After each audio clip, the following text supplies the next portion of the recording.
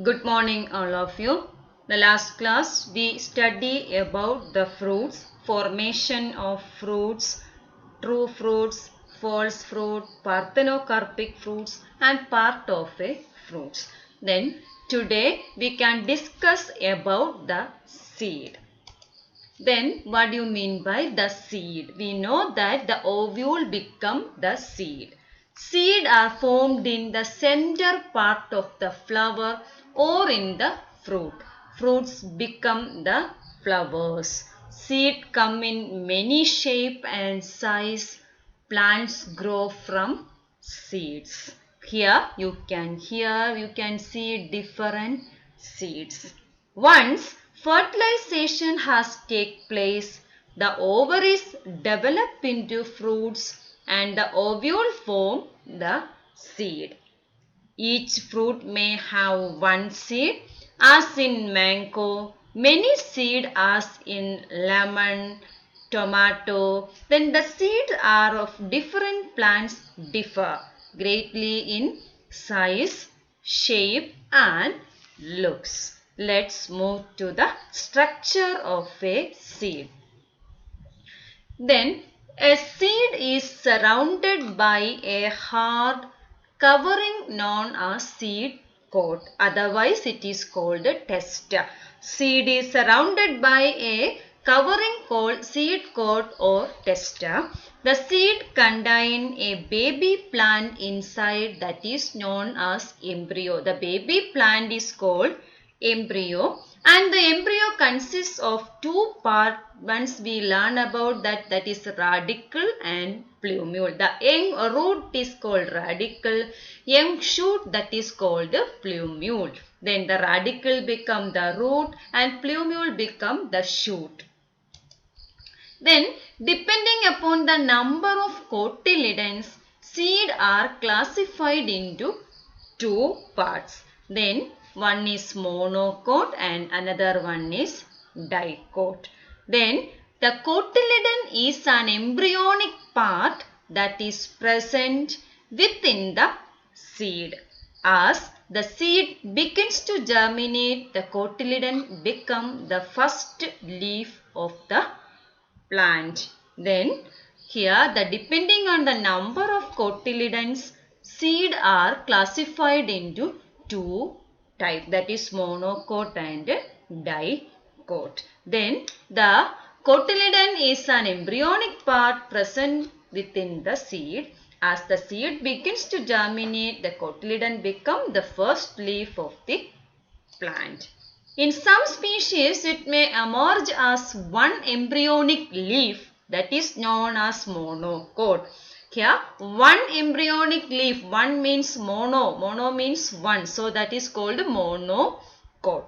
While in other, it may emerge as two embryonic leaves, so that is called the dicot. Two leaves, that is dicot. One embryonic leaf, that is called the monocot.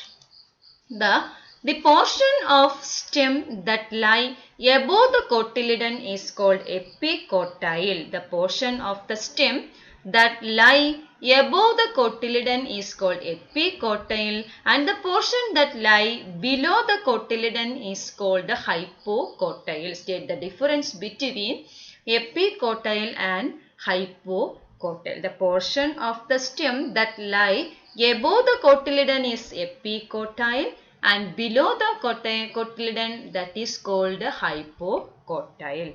Then rice, wheat, garlic, onion and corn are examples of monocot. Gram, pea, tomato, potato, beans and apple are dicots.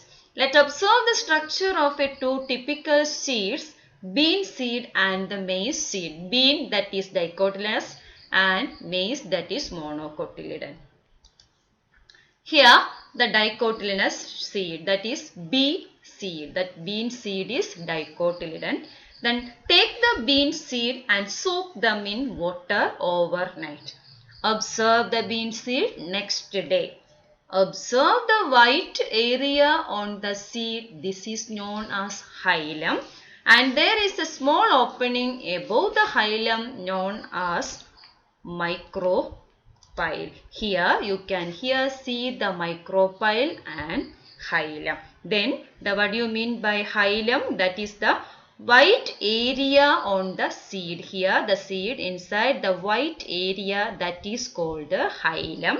And there is a small opening above the hilum, that part is called micropyle. Then here this is the structure of a bean seed. Then during the seed germination, the radicle emerges through the micropyle. During seed germination, a radicle, that means the young root, emerges through the micropyle. Now carefully remove the hard skin of the seed and move the two cotyledon apart. You will observe, you are able to observe the embryo. The embryo will have a pointed end, that is called radicle. The flattened end, that is called plumule. Then the maize seed, that is monocotyledon. The upper large part of the maize grain is called endosperm, which store starch. Surrounding this portion, this protein-rich layer, that is called the aleurone layer, the lower portion is the cotyledon.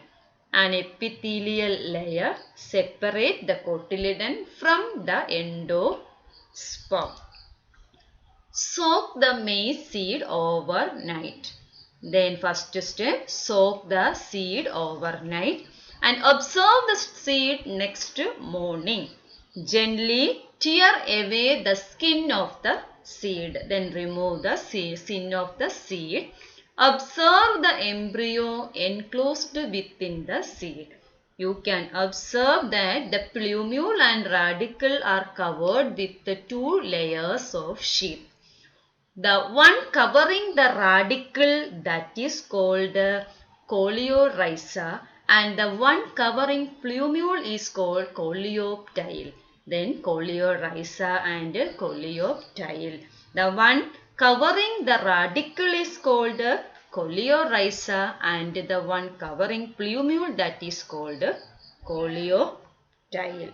And here we learn about the structure of seed and the beans, the dicotyledonous and monocotyledon seed, and different part also. I think you all understood the topic seed. Here you can see the structure of a bean seed. Here this is the structure of a bean seed, that is bean seed. We know that is the monocot seed. Thank you all.